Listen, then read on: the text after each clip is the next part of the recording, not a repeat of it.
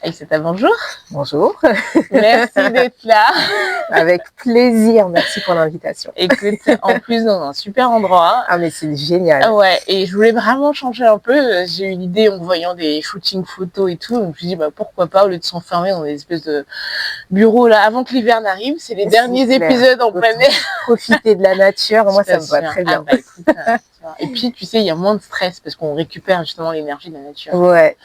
En tout cas, merci beaucoup. Moi, j'ai fait une petite investigation sur les réseaux sociaux de qui tu es, de ce que tu as fait. Et ce qui ressort, du coup, c'est ce livre-là, en tout cas. Ce qu'il nous reste, c'est ça, ce qu'il nous reste. On en parlera, je vais en montrer à la caméra. On en reparlera, mais juste avant ça, j'aimerais que tu te présentes de la manière dont tu le souhaites, avec les mots que tu veux. Et puis, à partir de là, j'aurai des petites questions. J'imagine. Bah, déjà, je souhaitais tout d'abord te remercier pour l'invitation. C'est un plaisir pour moi. Ah bah, écoute, plaisir partagé. C'est un café entre copines. Ouais, ça fait plaisir de pouvoir se donner ce temps-là. Ouais, exactement. Alors, comment je me présenterais? En fait, j'aime bien me présenter comme une passionnée de mots.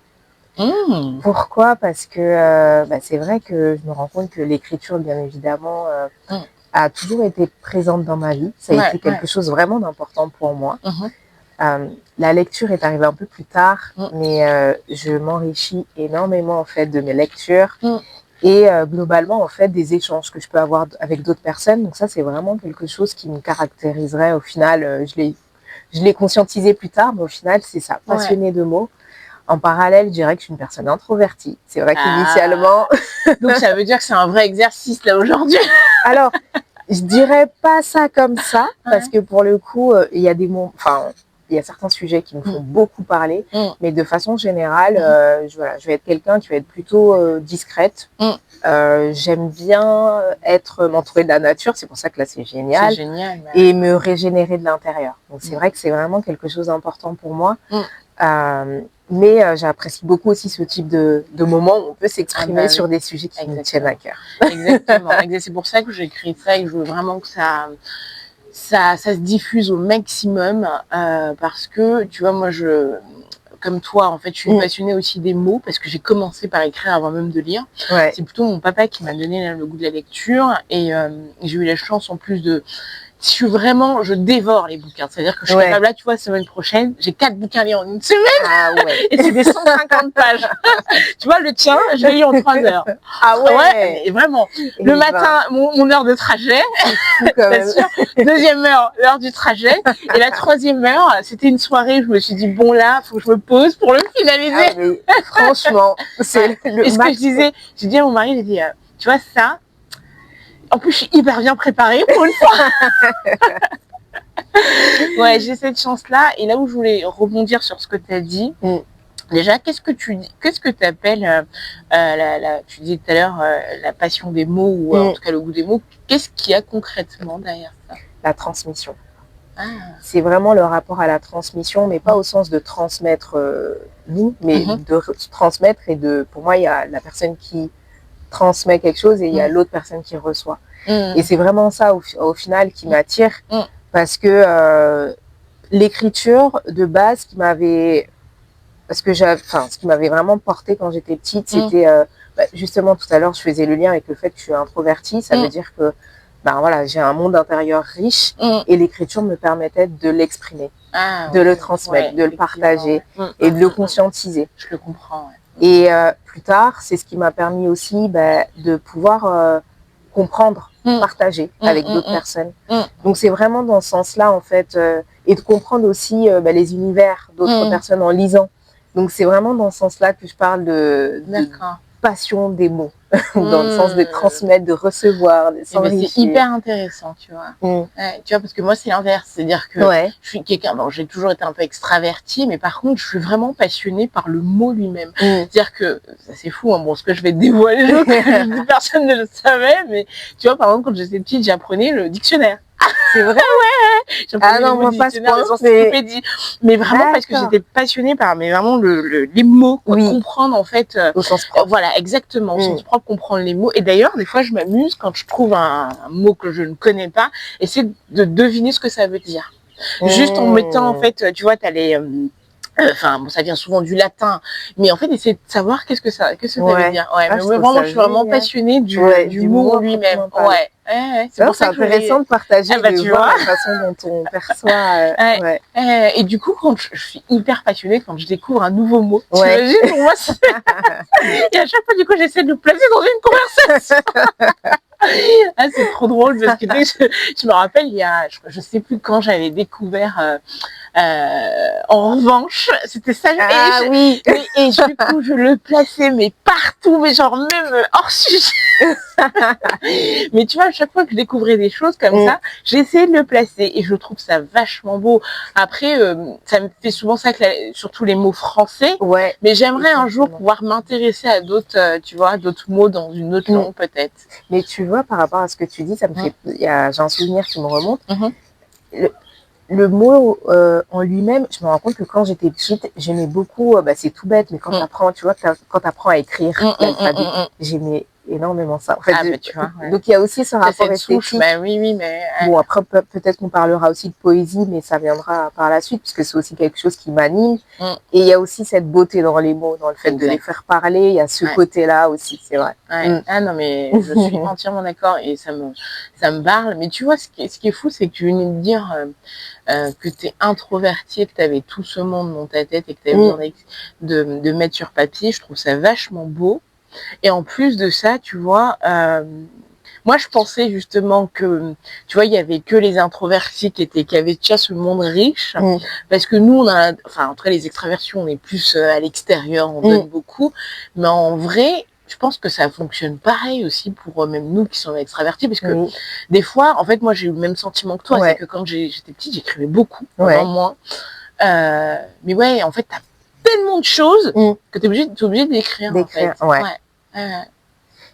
Et non, mais pour le coup, je pense qu'en effet, quel que soit le type de profil que l'on a, l'écriture a un rapport particulier, en fait. On a un rapport particulier avec l'écriture. Mais je dois dire que moi, il y a une chose qui m'a particulièrement... c'est pour ça que le rapport que j'ai avec l'écriture, il est fort. C'est que... c'est fort ce que je vais dire, mais pour moi, l'écriture, c'est ce qui me permettait d'exister tel que je le souhaitais. Ouais. Clairement, parce que au-delà du côté introverti, je suis une personne qui a, en tout cas par rapport aux personnes de mon entourage, je me suis régulièrement sentie étrange. Parce que je suis le genre de personne qui est un peu à l'ouest, qui rêve souvent, qui imagine plein de choses. Et voilà, j'aime bien me poser des questions existentielles sur plein de choses, tout ce qui est en lien avec la psychologie humaine. On est deux. Voilà, donc du coup. Et en fait, parfois, je me rendais compte que j'arrivais pas à l'exprimer. Quand je l'exprimais, c'était perçu différemment. Et en fait, à un moment donné, c'est vrai que l'écriture, ça comblait un peu ce vide-là aussi, de pouvoir l'exprimer, en fait. C'est ça. Partager ça et mes émotions aussi. Mais bon, là, c'est un autre pan, mais voilà. Mais tu sais que moi, j'ai exactement le même rapport, mais avec la lecture. C'est-à-dire que moi, je me suis retrouvée comme un monstre. D'ailleurs, j'ai fait une vidéo là-dessus, qui est « Je pense trop ». Je ne sais pas si tu as lu le bouquin de Christelle Petit-Colin. Non, mais je te le conseille. Je te le redonnerai en off. Mais moi, je pense trop. Et en fait, c'était ça. C'est-à-dire que moi, j'avais tellement de questions existentielles. Ça avait commencé par la réincarnation au début. Puis ça s'enchaîne dans ma tête. Et en fait, moi, le fait de lire, j'ai vécu exactement la même chose que toi. C'est-à-dire que je trouvais mes réponses là-dedans. Et en plus, j'avais des amis avec qui discuter des sujets qui m'intéressaient. C'est-à-dire que je ne trouvais pas une personne, notamment, parce qu'en plus, ça a commencé très jeune, je trouvais pas des gens avec qui je pouvais échanger. Et donc, du coup, le fait de trouver un livre, et j'étais trop contente de me dire, ah ouais, punaise, mais ah oui, mais tu vois, ça, j'aime beaucoup ça. Tu vois, et de pas me sentir seule et étrange, finalement. Tu vois. C'est fou, hein. C'est fou comme quoi. Moi, je suis toujours passionnée. C'est fou quand même, et c'est pour ça que d'où aussi le fait de vouloir rencontrer les auteurs, parce que pour moi, c'était des amis. Je lisais, je me disais, mais j'aimerais trop savoir ce qu'elles pensent. Et ça, c'est super beau.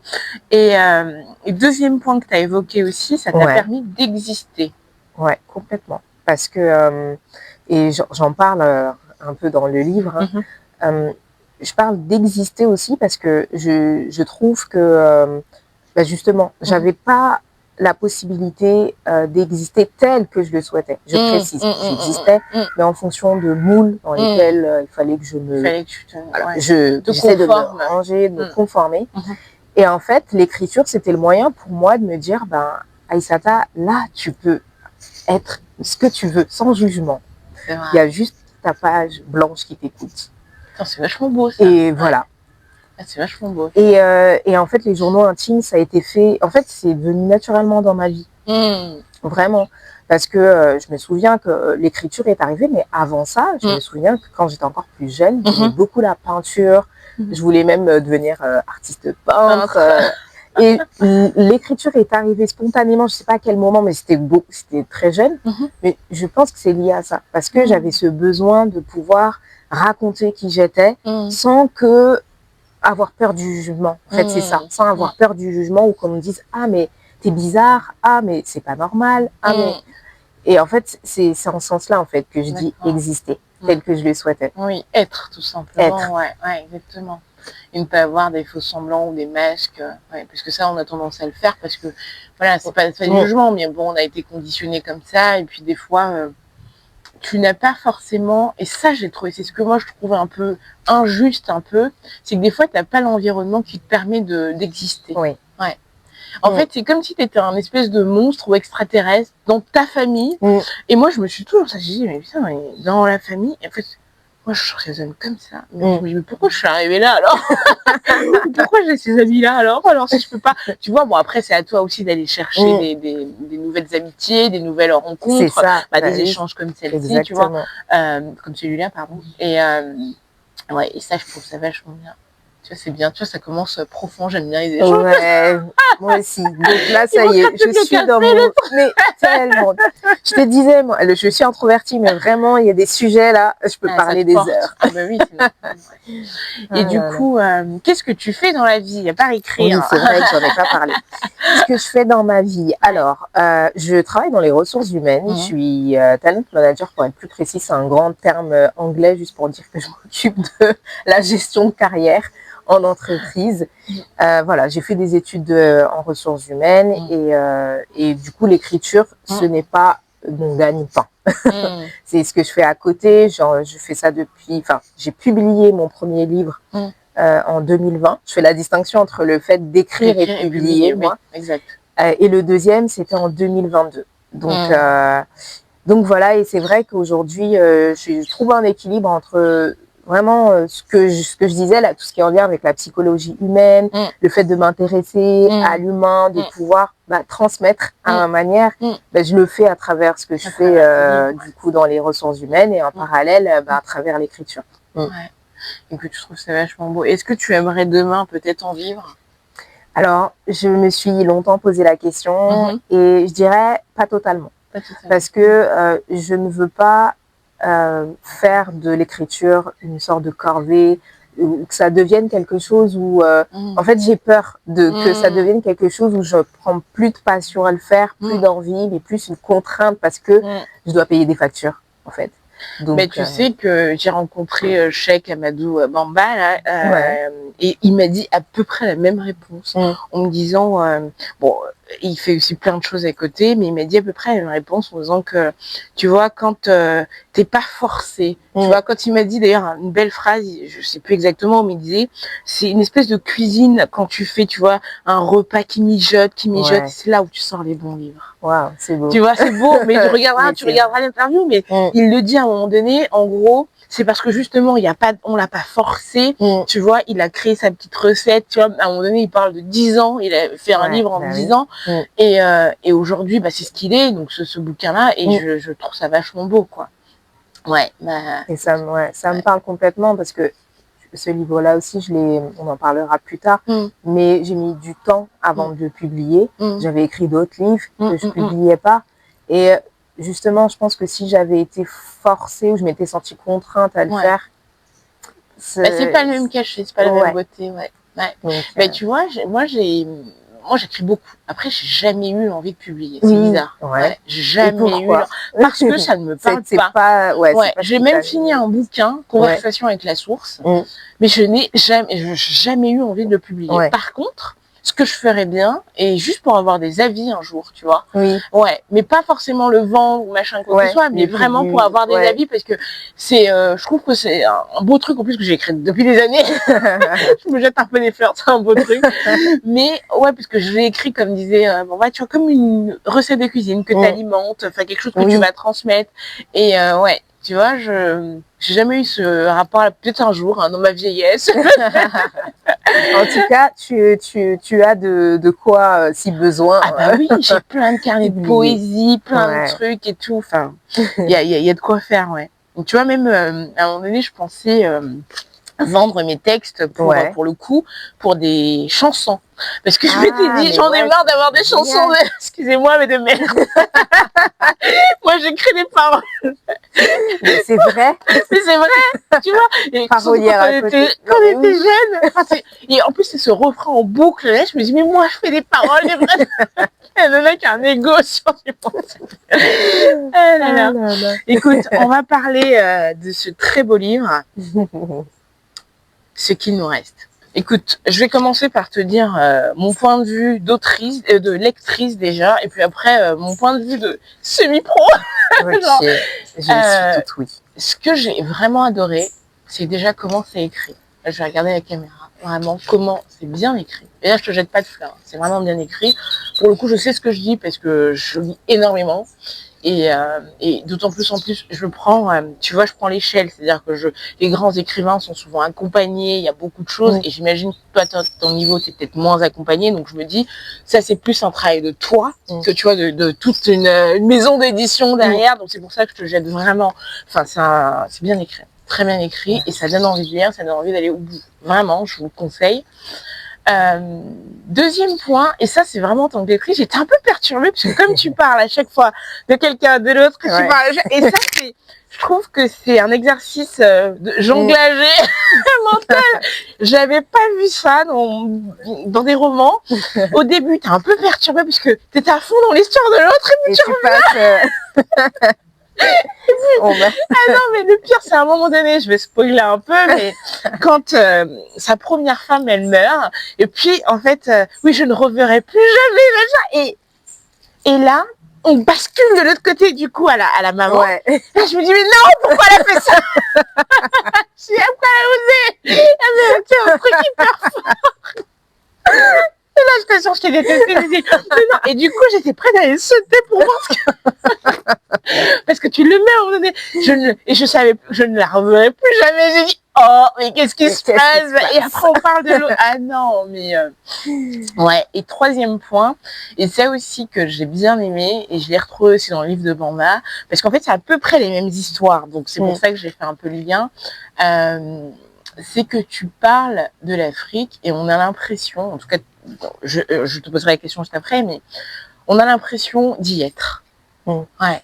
Et ça, je trouve ça vachement bien parce que je dis que c'est des bouquins où en fait tu te noies à l'intérieur, quoi. Tu vois, limite, c'est limite fait pour être adapté au cinéma parce qu'en fait, quand tu lis, tu t'imagines, tu vois. Et je trouve que ça, c'est vachement bien. J'ai lu d'autres livres où on parle, enfin, je te dis une bêtise, hein, je sais pas, de New York, et ben tu te sens pas à New York.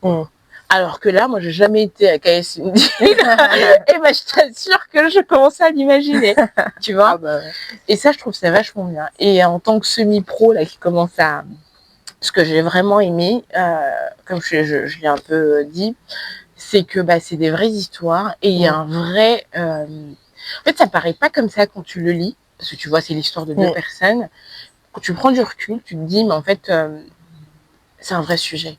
Tu vois, ça me donne même les larmes aux yeux parce que je pense que ça nous touche énormément. C'est nos parents là-dedans, en fait. Et j'ai pas envie de... ça me touche parce que je me dis, ça m'a donné même l'idée même de faire l'expérience avec mes propres parents de ce qu'ils ont vécu. Et là, franchement, mais ça m'a bluffée parce que je me dis, mais en fait, personne ne prend jamais le temps de s'asseoir à côté de ses parents, de se dire, papa, en fait, comment tu l'as vécu ton arrivée en France?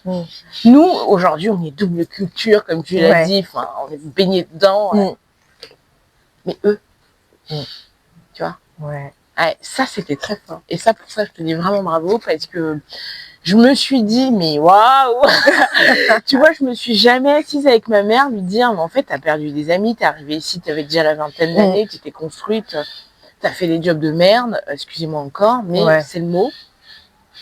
Comment tu l'as vécu? Ouais, ça c'est... Bravo.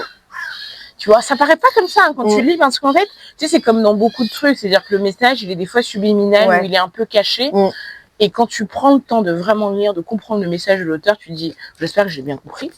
Tu te dis, ouais, c'est beau, quoi. Ouais, bravo. Merci beaucoup pour ce retour. On dirait. Et vraiment, moi, ça me touche énormément parce que, en fait, tu as exactement saisi ce que je souhaitais faire vivre, en fait. J'ai même pas les mots parce que je suis émue parce que c'est vrai qu'à chaque fois, quand on me pose la question, on me dit pourquoi tu écris, pourquoi tu publies, en fait. Pourquoi tu écris, mais moi, je le comprends, pourquoi tu publies. Et moi, je dis souvent, c'est pour susciter des réflexions individuelles et collectives. Ah ouais. Et en fait, dans ce que tu me dis qu'avec une prise de recul, tu as pu percevoir ça. Et moi, j'en suis ravie parce que mon but, c'était ça. C'était qu'un lecteur ou qu'une lectrice puisse partager, en fait, s'imprégner d'une histoire a priori ordinaire, mais qui, au final, met en évidence un vrai sujet, comme tu le dis. Ah oui, ouais. Ouais, mais c'est vrai que je suis souvent... après ça, c'est à force de lire. Tu vois, quand je lis un truc un peu banal, ça m'ennuie vite. Et du coup, quand il y a un vrai sujet, c'est profond. Parce qu'en fait, plus tu lis, plus ça te remet aussi en perspective certaines choses. Plus tu réfléchis aussi. Et ça, je trouve que l'exercice mental ou mindset, peu importe, il est... Moi, j'aime bien vivre avec intensité. J'adore faire des choses où j'ai du sens, tu vois. Et lire un bouquin, pour moi, c'est aussi ça. C'est-à-dire que lire un bouquin, il faut que tu aies du sens dans ce que tu fais. Tu vas pas lire pour lire, quoi. Enfin, tu passes 1 heure dessus. Moi, les 3 heures, je les rentabilise, hein, parce que, tu vois, je les ai rentabilisées clairement parce que je me suis dit, mais je me suis jamais posé cette question-là auprès de ma mère. Tu vois.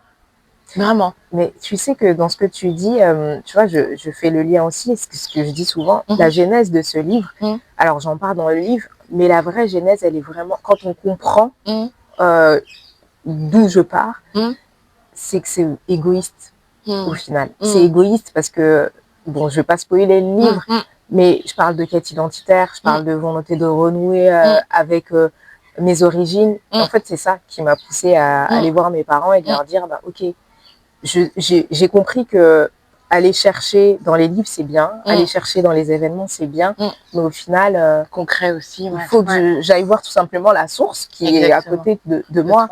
Donc, il y a ce côté, voilà, c'est pour ça que je viens en train de me dire, il y a ce côté égoïste. Et en même temps, je me rends compte que combien ça fait, enfin, ça fait plaisir, en fait, d'aller les voir, ça leur fait plaisir d'aller les voir et que leurs enfants décident tout simplement d'en savoir un peu plus. Et je me souviens justement, quand je suis allée, je la raconte souvent cette anecdote, quand j'ai parlé à ma mère et que je lui ai dit justement que je voulais partager son histoire, elle m'a dit, mais pourquoi tu vas partager mon histoire? Il n'y a rien à raconter. Je suis rien, mais si, je suis quelque chose. C'est ça, il n'y a rien à raconter. Et puis ensuite, en plus, elle n'a pas autant voyagé que mon père et tout. Et en fait, je me disais, et en fait, ça m'a confirmé. En fait, ça a été mon pourquoi. Souvent, on dit, il y a un pourquoi à toute chose. Et c'est ça qui m'a fait dire, ok, tu iras jusqu'au bout, quelles que soient les difficultés, les obstacles. Parce que je voulais lui montrer que c'est pas parce que on n'a pas besoin d'être, je caricature, mais une star ou autre. C'est pour ça que je les appelle des héros de l'ombre. On est tous à peu près dans la façon dont on vit. Des héros. Des héros. Et c'était ce que je voulais mettre en évidence. Et quand j'ai vu qu'au fur et à mesure de nos échanges, elle a pris plaisir à se remémorer son enfance, à se remémorer ces moments-là, je me suis dit, ah oui, il a tatoué quelque chose. Et justement, on va en faire le parallèle par rapport à son sujet, à des sujets un peu de société. Mais juste avant ça, mince, il y a une question qui m'est échappée. En plus, je les ai super bien préparées. Pour une fois. Une question qui m'est échappée. Mince. Oui, du coup, est-ce que tu as quand même travaillé ou c'est l'histoire exacte de ta famille? Alors, c'est l'histoire exacte de ma famille, sauf qu'il y a quelques passages qui sont quand même romancés. C'est pour ça que je parle de roman autobiographique. Mais pour le coup, dans les faits sont réels. D'accord. Okay. Écoute, moi j'ai justement, on va rester dans le livre, mais sans être dans le livre. Je vais m'expliquer. Okay. En gros, moi, ce que j'aime faire, c'est toujours faire des parallèles avec des événements de société, des faits de société, des choses, et c'est ce que tu évoques. Oui. Et effectivement, l'idée de spoiler le livre, ça n'a aucun intérêt. Par contre, de parler des vrais sujets autour, ça va susciter un intérêt. Donc, j'ai noté plein de choses. Regarde mon stylo orange. Ah oui, je vois ça. On pourrait me tuer, mais moi, je fonctionne comme ça. Oh là là, moi, je n'arrive pas à écrire sur les livres. Mais c'est ce que m'avait dit Antoine. J'avais rencontré Antoine, justement, un petit coucou si tu regardes la vidéo, peut-être. Il m'avait dit, ah non, mais moi, je mets des post-it, mais moi, je suis désolée. J'ai besoin d'écrire. Parce que comme j'adore écrire, tu vois, j'ai besoin de... Et d'ailleurs, c'est pour ça que j'ai jamais adhéré comment t'appelles ça, là, les livres électroniques, là. Oui, j'ai jamais adhéré. J'ai jamais adhéré aux liseuses. Je suis désolée, mais là, c'est trop. Donc, moi, il y a plein de points. Déjà, le premier point que je voulais mettre en avant, c'est le sacrifice et l'abnégation. D'ailleurs, j'en ai les larmes aux yeux. Beaucoup de sacrifices, beaucoup d'abnégation. Oui. Ouais.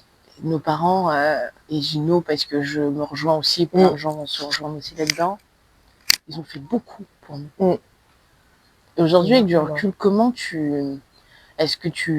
quel est ton regard là-dessus? Qu'est-ce que tu en penses? Enfin, comment tu arrives à le... Est-ce que tu es d'accord? Enfin, est-ce que tu l'acceptes? Enfin, juste avoir ton point de vue par rapport à ça. Pour moi, je trouve que c'est important, en tout cas, de le mettre en avant, de le reconnaître.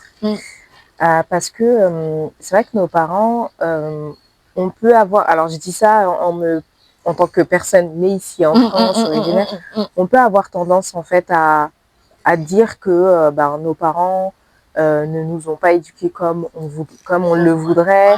Qu'il y a plein de choses qui ont manqué. Je dis n'importe quoi, mais à l'ère du développement personnel, que tout ce qui va être en lien avec l'affection, ces choses-là, etc. Et au final, je me rends compte que ce qu'ils ont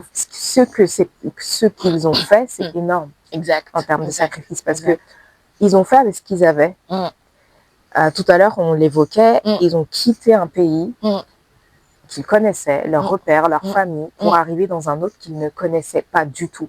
Et c'est pas un pays du même continent. Ah bah ça. C'est un autre continent. Fait que le climat n'est pas le même. C'est ça. Déjà, ah oui. Le temps de t'adapter au climat, c'est compliqué.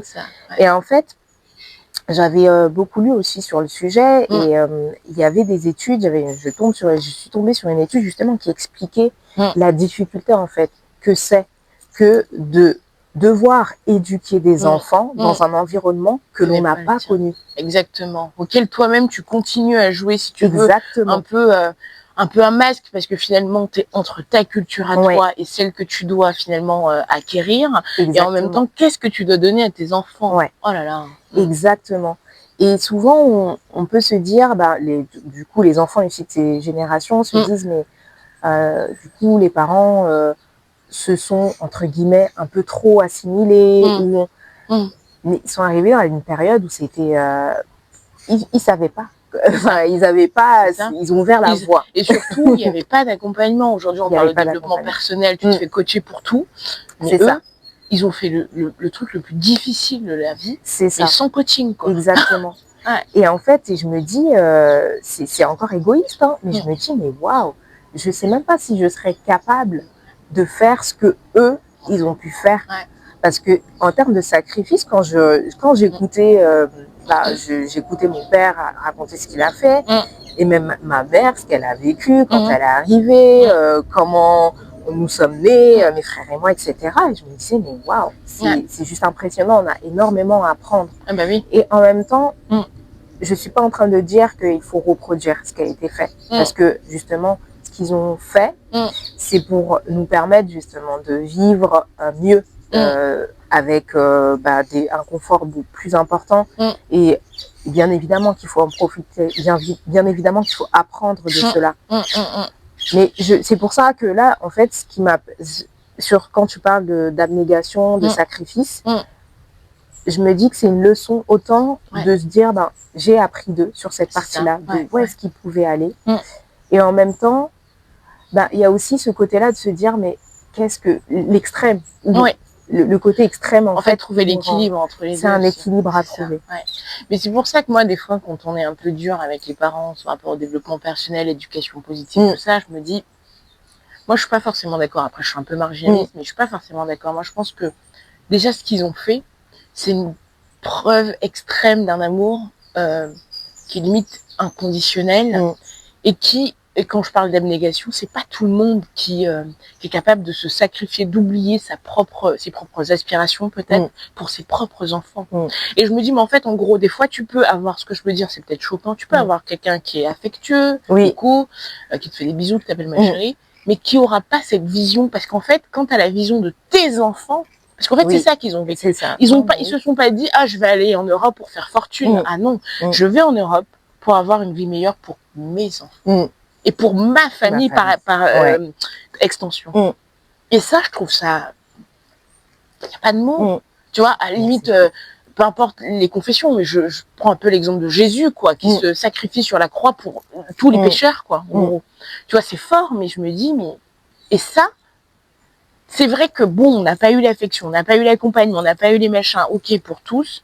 En revanche, on a eu des êtres humains, et je dis bien êtres humains au-delà de nos parents, qui se sont dit, ok, j'ai noté à un moment donné, tu vois, je vais te le montrer après, mais oubli de soi-même, renonciation. En fait, oui. C'est fort.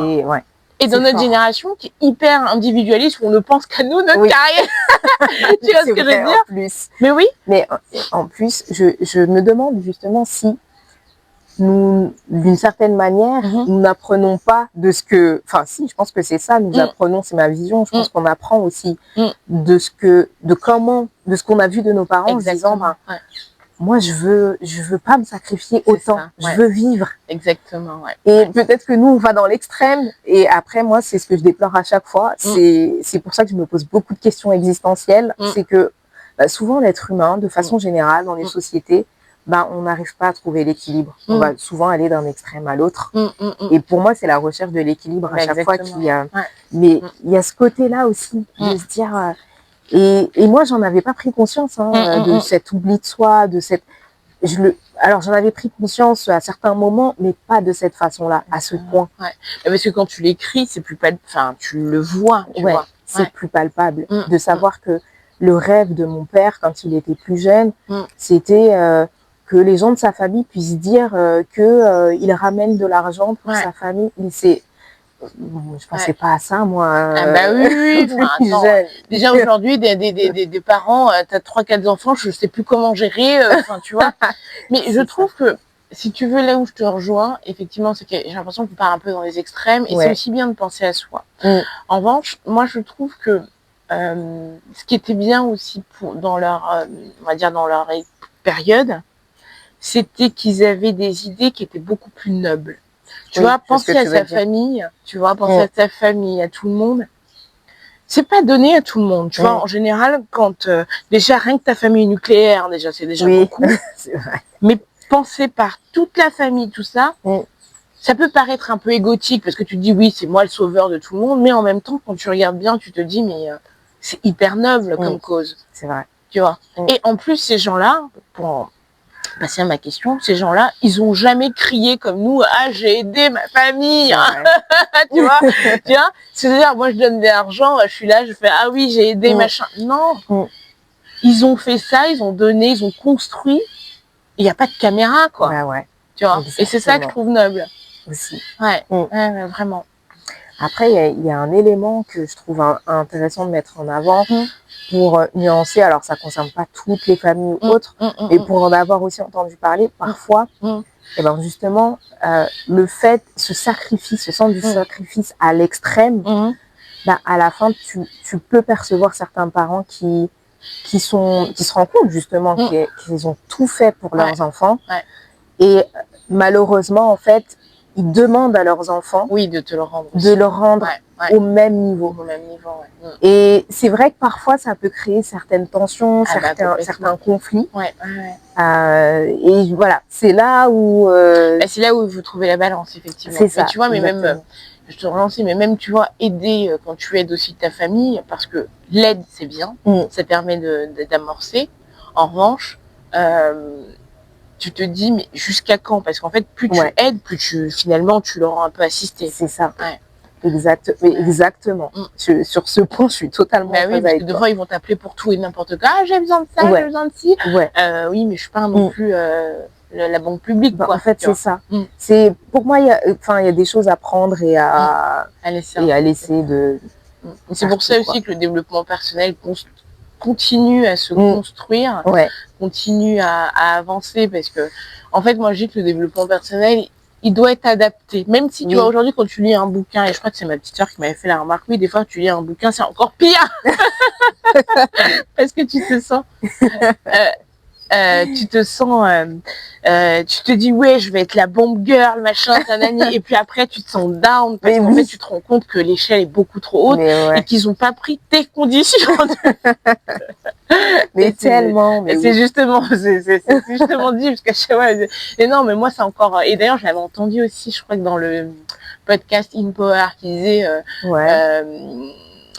Qu'est-ce qu'elle disait exactement? Le développement personnel, c'est un peu bullshit en gros, et que des fois, en fait, tout ça pour te remettre encore dans une espèce de dépression encore profonde, tu vois, parce que tu te rends encore compte que tu n'es pas la meilleure version de toi-même, et que ça va être difficile d'arriver à la meilleure version de toi-même. Ah là là, ça c'est mais bon, écoute, c'est comme ça aussi qu'on construit les sociétés, avec des gens qui réfléchissent. Il faut. Deuxième point, et ça va nous toucher aussi un peu peut-être les femmes. Il y a un sujet, il y a 2 points. Je vais commencer par la maman. Oui. Ouais. Ça aussi, je trouve ça beau, parce qu'à un moment donné, sans encore spoiler, elle essaye un peu de travailler. Et au final, ça aussi, je trouve ça vachement beau. Elle décide de prendre du temps pour sa famille, d'être là. Et la question que j'ai l'impression qu'aujourd'hui, ça se perd. On n'est plus valorisé en tant que femme au foyer, tu vois. Même si je dis pas que moi je me verrais mal être femme au foyer tous les jours, mais je vois que c'est, tu vois, c'est aujourd'hui que c'est dans la société, celle qui décide de rester à la maison, c'est un peu mal perçu, tu vois. Je sais pas de toi ce que tu en penses, mais je voulais vraiment revenir là-dessus. Sur ce sujet. Je suis contente parce que pour le coup que tu en parles, je suis contente que tu en parles. Parce que c'est vrai que je trouve que justement, je partage ton point de vue là. Je réfléchis à comment l'amener, mais c'est vrai que je trouve qu'en effet, les femmes au foyer actuellement, c'est mal perçu. Parce que on est dans une ère où déjà là, on a eu ce droit, la femme a eu ce droit de travailler, alors quand je dis travailler, c'est parce que c'est aussi du travail quand tu es femme au foyer aussi, c'est sûr. Mais d'être rémunérée pour, voilà, au même, on va dire, niveau que les hommes, entre guillemets. Et je trouve en effet qu'il y a une différence de perception, de se dire, quand tu es femme au foyer, c'est pas pareil. C'est pas valorisé. C'est pas pareil. C'est pas déjà, juste le fait, c'est tout bête, mais juste le fait que les heures que tu passes en tant que femme au foyer à la base ne sont pas rémunérées ou ne sont pas comptabilisées dans la société, sont considérées comme du travail invisible ou informel, ça compte. Et puis, je trouve qu'il y a aussi cette chose-là intrinsèque qui se dit que c'est la maman. C'est quelque chose qui est inné et il n'y a que la maman en fait qui doit le faire et que ça fait partie d'elle et que c'est logique, c'est normal. Et en plus de ça, une personne qui va être femme au foyer, qui va pas être femme au foyer, qui va justement travailler, avoir différentes activités à côté, j'avais vu des études à ce niveau-là, souvent, c'est des personnes aussi qui ont aussi beaucoup de tâches à faire à la maison. Oui, exactement, donc du coup, la charge est beaucoup plus lourde. C'est ça, et je trouve que ça valorise encore moins les personnes qui sont, entre guillemets, juste femmes au foyer. Et pourtant, je trouve que ça apporte un équilibre hyper important, en fait. Hyper important. Et aujourd'hui, il y a cette mode des tradwives, je ne sais pas si tu le vois, qui revient. Mais je trouve que c'est une version tellement caricaturée. Voilà. Ça, c'est pour faire parler. Mais je pense qu'aujourd'hui, les vraies femmes au foyer qui font du vrai travail, bah, elles sont pas, elles ont pas le temps. Elles ont pas le temps, en fait, en vrai. Et puis, moi, c'est surtout ça aussi. Et je pense que beaucoup de femmes l'ont ressenti, quand t'accouches. À un moment donné, en fait, moi, j'ai toujours été carriériste, j'ai toujours voulu faire, et d'ailleurs, c'est toujours dans mon sang. Tu vois, je me dis, je me verrais pas être à la maison que pour ça. D'ailleurs, c'est ce que je me dis toujours. Si tu me laisses à la maison, je suis sûre que je crée quelque chose. Je suis sûre que je vais imaginer un truc. Ça, avec mes enfants, je vais t'imaginer le business du truc. Mais tu vois, en fait, c'est tout. En fait, c'est inné.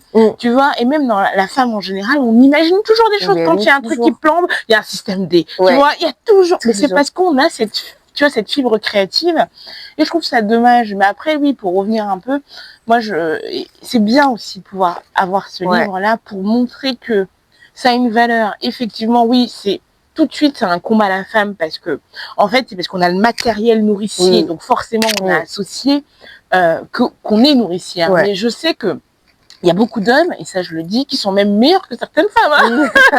Je ne dirais pas, mais qui sont meilleurs pour s'occuper des enfants. Tu vois, et justement, ça devrait être aussi mis en avant. Tu vois, si aujourd'hui, moi, ce que je me dis, mais en fait, c'est toi qui le sens, tu vois. Mais en même temps, ne pas décrédibiliser. Parce que je pense que, il y a beaucoup de femmes, par exemple, quand elles commencent à travailler, elles n'ont pas d'enfants, elles pensent pas à s'arrêter. Par contre, quand tu as un enfant, des fois, l'idée te vient. L'idée te vient parce que tu les vois grandir vite. Tu te dis, mais pourquoi je fais ça? Tu vois? Tu te remets en question. Moi, je me disais toujours, tu vois, la seule personne qui m'a appris à fermer mon PC, c'est ma fille. C'est ta fille. Ah, mais sincèrement, moi, ce que tu dis. Je bossais, mais du lundi au dimanche. Et en plus, j'avais ma structure, j'avais plein de trucs, même salarié. C'est-à-dire que dimanche matin, j'en ai des mails. Et après, j'allais m'occuper, je faisais mes trucs à côté, mais je bossais. En fait, c'était mon tout, quoi. Jusqu'à présent, j'adore bosser, tu vois. J'aime bien m'occuper et tout. Et pas que le travail au bureau. C'est-à-dire que moi, j'aime bien vraiment avoir comme je disais, cette intensité dans ta vie. Et la seule chose et personne qui m'a fait fermer mon PC et ne pas l'ouvrir, ma fille. C'est-à-dire qu'à un moment donné, je n'ai même pas regardé mon PC. Et pour autant, jamais, au grand jamais, j'avais pensé. Et je me rappelle, quand elle était née, je la gardais là, je faisais mes formations, je faisais mes trucs et tout. Et au début, j'arrivais à jongler. Puis un jour, j'ai fermé le PC, je suis partie me balader. Et je me suis dit, mais mince, j'avais des choses à faire.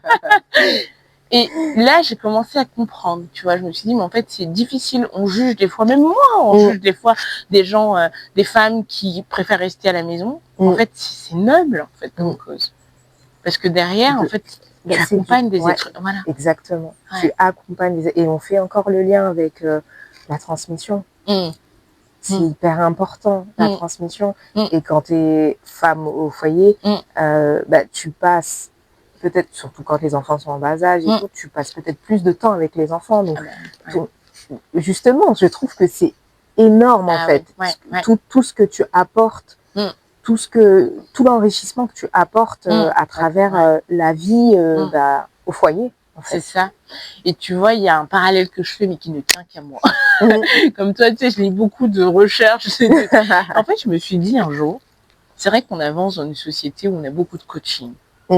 Et moi, j'ai envie de dire, le premier coaching, c'est un peu tes parents, quoi. C'est un peu le premier coach. Et finalement, plus on s'est un peu éloigné, le parent en général, je dis pas la femme, on s'est éloigné des enfants, finalement, plus on a besoin de coaching. Ça, c'est mon point de vue, tu vois.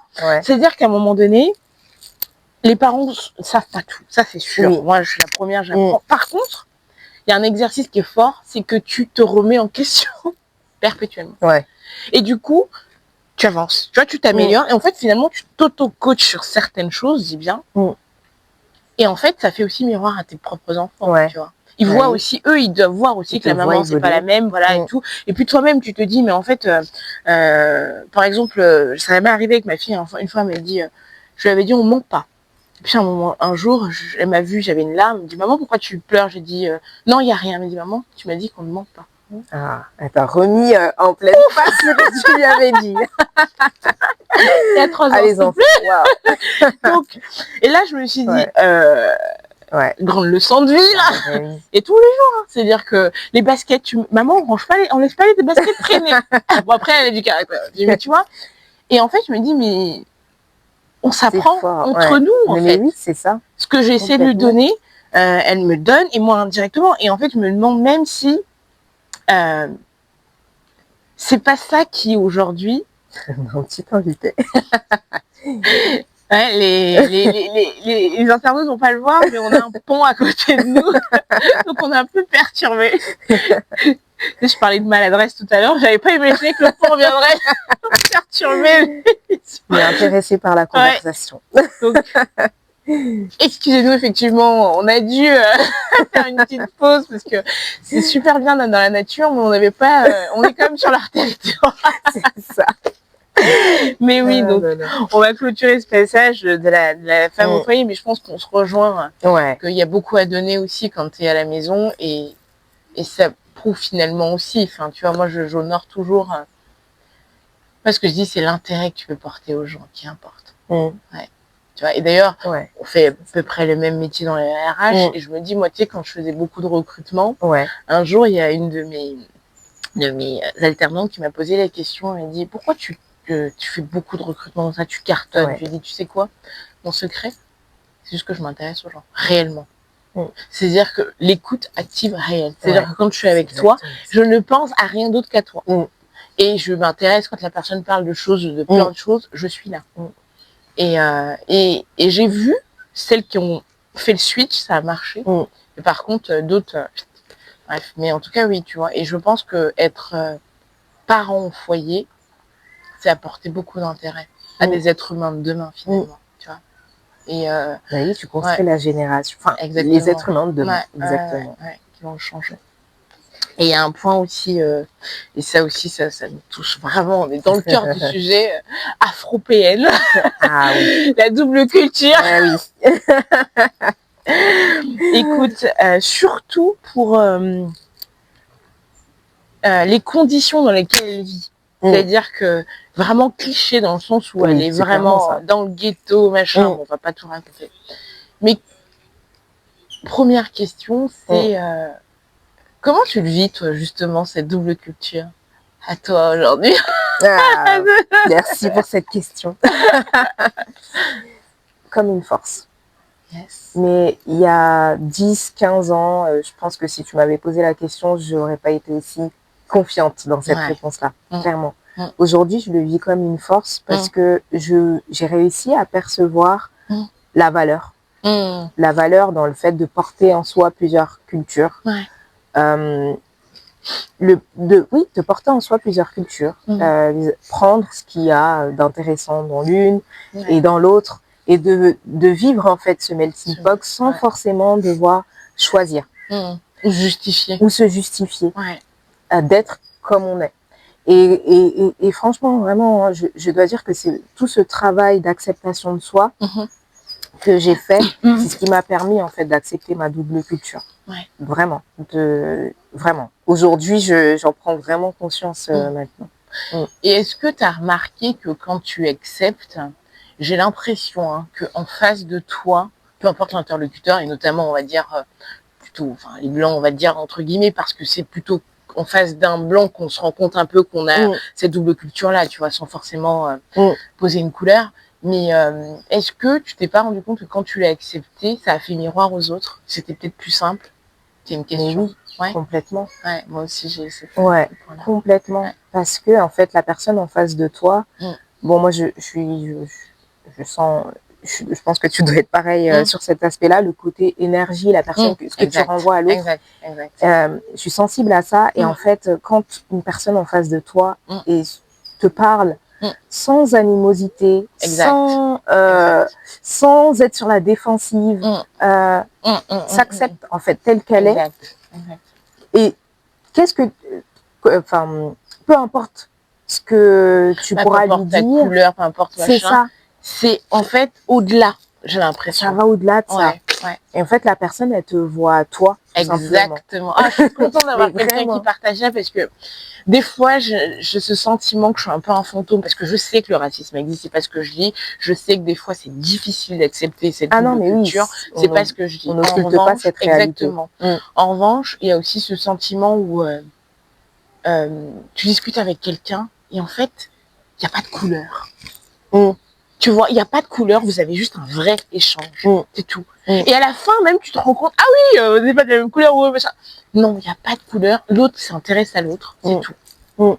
Et ça, moi, je l'ai vécu beaucoup dans des vrais échanges. Je me suis dit, mais c'est après que je me suis dit, ah, tu vois, jamais j'aurais pensé avoir un échange avec une personne comme ça. Mais pour autant, ça s'est fait et je suis persuadée, après, je suis pas dans le cœur de l'autre, je suis persuadée, comme tu dis, c'est au niveau de l'énergie. Ah non, mais oui, c'est... moi, pour le coup, ça, je l'ai vraiment expérimenté à partir du moment où... déjà, j'ai accepté ma double culture et je l'ai perçu aussi à travers le livre parce que j'en ai beaucoup parlé aussi depuis que j'ai publié le livre. Et je me rends compte aussi, je me suis rendu compte dans les salons, dans les échanges que je pouvais avoir, où déjà les personnes, et ça, pour le coup, ça a été aussi une prise de conscience, c'est que les personnes qui s'intéressent, en fait, tu t'attends à ce que ça soit un type de profil qui vont s'intéresser à ce que tu partages, alors que pas forcément. Dans le livre, je parle de personnes qui sont maliens, qui sont d'une culture différente, en fait, de l'Occident, etc. Mais j'ai échangé avec énormément de personnes qui m'ont dit, j'ai lu votre livre et ça m'a fait penser à mes origines bretonnes. Mes grands-parents, je parlais pas breton avec mes grands-parents. Une polonaise aussi qui m'a fait cette remarque. Et en fait, c'est là que tu te dis que, bien évidemment, ça a touché les personnes. C'est les premières concernées. En fait, c'est là que tu te dis que, en fait, comme tu dis, ça va au-delà. Moi, je l'ai vraiment perçu comme ça. Des fois, tu as des échanges, il n'y a vraiment plus de couleur, tu vois. Et c'est une petite anecdote. Je suis partie en Albanie et en fait, il y a une autre collègue aussi qui est partie sur la même période. Et elle me dit, oui, moi, j'ai pas du tout aimé Tirana parce que c'est un peu des racistes, des machins. Ce que je dis pas l'inverse. En revanche, moi, je suis revenue.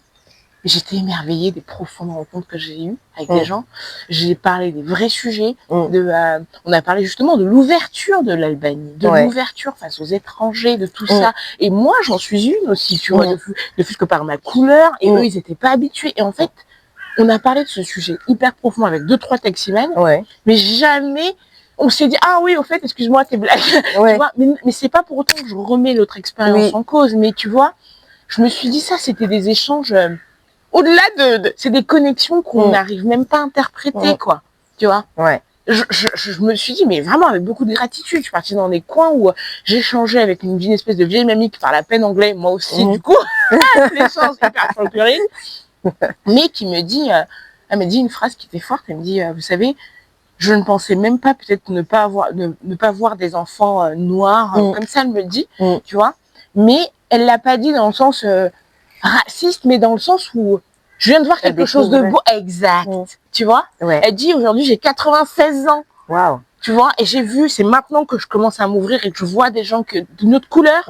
Tu te rends compte? C'est waouh. Je dis, mais tu vis où, toi? Tu vois? Mais après, j'ai compris qu'il y avait aussi la télé et la réalité. Ah, mais oui. C'est bien de faire à la télé, mais quand tu vois en réalité, et en fait, elle me disait ça, mais avec beaucoup de gratitude. Elle me dit, mais en fait, le monde est vaste. Moi, j'ai pas eu la chance de voyager. Et là, j'ai été, mais tu vois, dans ce que tu dis, c'est fort parce que ça met en évidence une chose, c'est que l'ignorance fait beaucoup de dégâts. Ah oui. L'ignorance fait vraiment beaucoup de dégâts. Et souvent, on reste sur ça, mais c'est justement... Et là, du coup, je fais le lien avec ton podcast, avec ce que tu partages, le fait de donner la possibilité à des auteurs différents de pouvoir partager de leurs ouvrages, de pouvoir aussi, toi aussi, partager. Je trouve que c'est ça aussi qui fait que on crée plus des ponts on crée des ponts entre les gens et ça permet en fait de justement créer autre chose qui si tu veux, ce qui nous regroupe est plus fort que notre couleur. Elle est plus forte que on va dire, nos pays d'origine. En fait. Ce qui nous rapproche là aujourd'hui, c'est le livre. C'est les mots, tu vois. Et peu importe que tu sois blanche, non, en fait, qui vraiment. Et moi, quand je porte ce discours-là, des fois, ça fait un peu utopique, mais j'y crois. Vraiment, j'y crois parce que je me dis, mais en fait, c'est comme ça aussi. C'est vrai que il faut pas, encore une fois, on dit pas que le racisme n'existe pas. Juste à peine, il y a quelques jours, je me suis encore fait contrôler pour des raisons, voilà. Mais n'empêche que c'est quelque chose auquel j'ai envie d'y croire. Tu vois, ces échanges avec, même au-delà de la bienveillance, moi, ce que je veux dire, avec beaucoup d'amour. On se connaît pas, mais je suis sûre qu'on ressort de là. Ouais, on a passé un bel échange, tu vois. Je t'ai donné de l'amour, tu m'as donné de l'amour et c'est tout. Oui. Tu vois. Et ça, je trouve ça beau et je trouve que des fois, bah, malheureusement, tu vas dans des trucs. Moi, au début, on échangeait, oui, on m'a dit, mais pourquoi t'as invité, c'est pas d'inviter des stars, des machins. Je dis, mais en fait, on est tous des stars. Ah, mais j'aime trop cette phrase. J'aime trop. Pourquoi les gens d'aller inviter des stars? Ah non, mais oui. En fait, justement, il faut un média qui montre des petits, enfin, si tu veux, des stars du quotidien. J'aime trop. Je dis, oui, mais ça va cartonner ton... Je dis oui, mais peut-être que je vais prendre plus de temps. Ouais.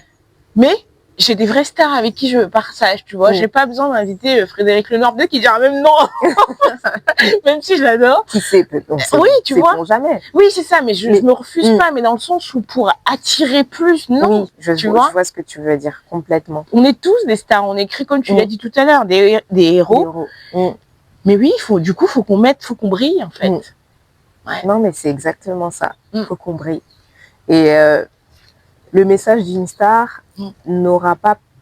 Alors, il pourrait avoir plus d'impact parce que c'est une star, elle va toucher plus de gens. Le fond du message peut être aussi impactant, en fait, qu'une star du quotidien. Exactement, exactement. Et c'est ce que je trouve dans la puissance des réseaux sociaux. Ouais, c'est qu'en fait, on devient tous des acteurs de notre vie et on devient aussi tous des... pas influenceurs, mais des personnes qui inspirent les autres. Tu vois, tu vas regarder la vidéo de ce que tu vas dire, je fais une capture, paf, ça va atterrir dans le téléphone de quelqu'un. Ah ouais, ça m'a touché, ça m'a inspiré, et puis ainsi de suite. Tu vois. Ah, mais ça, je trouve ça bon. Écoute, on va commencer à chuter. Hein. on arrive à Orly ou Charles de Gaulle. Sinon, on va rester des heures, je te le dis. Est-ce que tu fais des projets? Alors, est-ce que j'ai des projets? Alors, j'en ai un depuis plusieurs années. C'est un projet de fiction, en fait. Cette fois-ci, un roman. Ouais. Et en fait, ça va être un roman historique. Ce sera un thriller psychologique sur fond de, bien évidemment, de roman historique aussi. Il y aura les deux. Et donc, en ce moment, je suis en train de travailler sur ce projet. Je ne sais pas quand est-ce qu'il va sortir, clairement. Mais en tout cas, j'ai hâte de pouvoir vraiment partager. En tout cas, je prends plaisir parce que je suis vraiment dans les phases de recherche. Vu qu'il y a un fond historique, ça va être important pour moi. Je veux toujours qu'il y ait ce côté divertissant, quotidien, personne du quotidien, mais avec une réflexion historique, sujet de société. Et pour donner un peu plus d'indices, ça va être plus tourné autour du patrimoine, notamment africain. Oh là là là là, mais tu te lances un défi. Ah oui, c'est un défi, mais bon ça me parle particulièrement. Mais oui, là, je t'avoue que c'est pour ça que ça va mettre un peu plus de temps que prévu. Prends ton temps, on t'attend. Mais voilà, donc j'ai ce projet-là. Après, c'est vrai qu'en parallèle de l'écriture, j'anime des ateliers d'écriture depuis 2022. Ah, génial. Et donc là, très prochainement, hein, le 25 octobre, je vais en publier, je vais en animer un, et le but c'est d'en animer, on va dire, tous les 4 mois à peu près. Tu me redonneras les liens, comme ça je mettrai en dessous de la vidéo. Bien sûr. Ouais. Ah, génial. C'est génial ça, ouais. Et du coup, c'est des gens qui veulent écrire, ou c'est ouvert à tout le monde? Alors, c'est ouvert à tout le monde. Ah, c'est volontaire, parce que j'ai commencé à le faire pour des personnes plus jeunes, et l'objectif c'était de les pousser justement à écrire. Et là maintenant, le but pour moi, c'est justement, comme je te disais, de faire de l'écriture une alliée. Je veux pas en faire des futurs écrivains. Je veux vraiment au moins que j'ai un problème, je sais pas comment m'exprimer, ou j'ai un sujet. Je vais écrire. Et pourquoi pas en parler de cette thématique avec d'autres personnes. C'est un peu l'objectif des ateliers. Mais tu vois, j'avais lu une phrase qui disait ce qui fait la différence entre deux personnes, c'est le logos et la parole, ce qui veut dire le verbe. Parce que se défendre, argumenter, penser, ça fait toute la différence. Écoute, Aïssata, mon podcast s'appelle Le Papillon. Ah non, on en voit partout là. Il n'y en a pas vraiment, mais j'essaie d'imaginer. Le papillon, il se transforme. Bon, je ne vais pas rentrer en détail dans sa transformation, mais je pense que tu vois un peu. transformation de l'intérieur. Et quel a été, toi, l'événement, que ce soit en positif, négatif, qui t'a transformé, qui a changé la Aïssata que tu étais et qui a mis en fait une nouvelle version de toi-même, quoi. Ouais. Il y en a plusieurs, mais si je devais en mettre en évidence un, je dirais que c'est c'était l'année 2013. C'est la période où j'ai pris conscience, j'ai découvert le développement personnel, puisque j'en parle, mais c'est vrai que ça m'a beaucoup aidé en fait à me rapprocher de moi-même, à vouloir apprendre à me connaître. J'ai commencé notamment à lire du Laurent Gounel, voilà, le classique. Ouais, on commence tous par là. C'est ça. Et en parallèle, quand j'ai découvert la littérature africaine, afrodescendante, africaine, parce que je dois dire que c'est vraiment la période où j'ai compris que je pouvais partager moi aussi, que je pouvais publier moi aussi. Et il y a vraiment un avant, un après. Parce que depuis ce moment-là, je dirais 1 an ou 2 ans après, j'ai eu l'idée de publier ce livre-là, Ce qu'il nous reste. Et depuis, mais ça a été une aventure, mais juste exceptionnelle. Ah ben j'imagine. Donc voilà. Et on te soutient à 1000%. Même si j'ai griffonné partout, mais c'est bien mon bébé. Et bon, tu as un peu répondu mais et du coup, concrètement, qu'est-ce que ça a changé à ta vie, justement, d'avoir pris conscience de ça, de t'être rapproché de cette littérature afrodescendante? Qu'est-ce que ça a changé concrètement en termes d'action dans ta vie ou de mise en place de choses? Déjà, tu as eu ça? J'ai osé publier, j'ai osé partager sur... Ouais, attends, pause. Bah, c'est un point qui est hyper important. Tu as dit, j'ai osé. Ah oui? Ouais, bravo. J'ai osé publier. Pour moi, c'est fort parce que c'est pour ça, quand j'ai l'idée de ce livre-là, c'est déjà l'aboutissement, en fait. C'est vraiment l'action. Parce qu'avant cela, j'étais pas dans cette phase-là, j'étais dans une phase où je me cherchais. Ah bah oui, j'imagine. J'essayais de me comprendre. Et le fait de oser publier, c'est de dire, voilà ce que j'ai à vous partager. Je disais que je suis personne introvertie, mais aussi discrète. Donc de base, je suis quelqu'un, voilà, j'ai des choses à dire, mais c'est pas, je vais pas forcément l'exprimer à tout va. Si tu me poses la question, je vais te donner mon point de vue, mais je veux pas forcément comment dire, être au centre de l'attention. C'est pas vraiment ce que j'ai.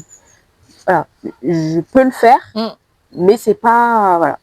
Sauf que là, du coup, le fait d'oser publier, ça m'a permis de mettre en avant différentes actions que je n'aurais pas forcément fait spontanément.